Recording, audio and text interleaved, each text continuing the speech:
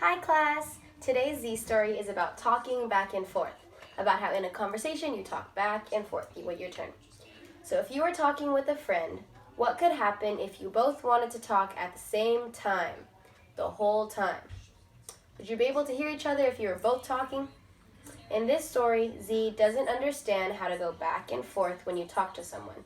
The kids help Z learn how to listen and then respond, and how to take turns talking. As you listen to the story, pay attention to what happens when Z is talking with the kids and forgets to take turns. One afternoon, Jeremy, Kim, and Z sat together in the treehouse looking at books. The kids had visited the zoo and were excited to learn more about the animals in their books. Jeremy had a big book about reptiles. "Wow," he said, "this book has really cool pictures of frogs and tadpoles." Z wondered what a tadpole is, but Z didn't ask. "My book is about tigers," said Kim. "Some tigers are white instead of orange." "I didn't know that. Did you? Did you know that tigers are sometimes white?" Jeremy shook his head. Z listened to Kim, but didn't say anything. "Whoops, Z." Z didn't know what to do after someone speaks. What would you tell Z to do? "Z, did you hear me?" asked Kim. "You're being very quiet." Z nodded. "I'm just trying to be a good listener," like how we learned in the last story. "Oh, Z," said Kim with a smile. "You don't have to only listen. You get a turn to talk, too." "I do?" asked Z. "Sure," said the kids. "After someone talks to you, it's nice to respond to him or her. That way they know that you heard them and thought about what they said." "Can I try that?" asked Z excitedly.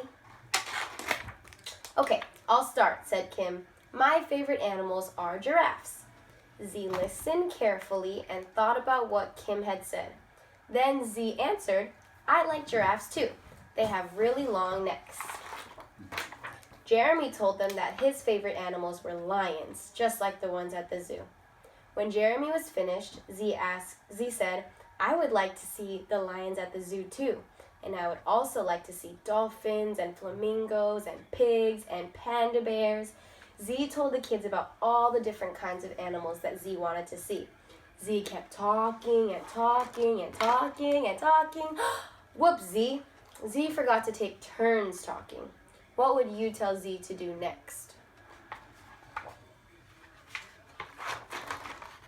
The kids sat down with Z. "That was a great job listening and answering," they said.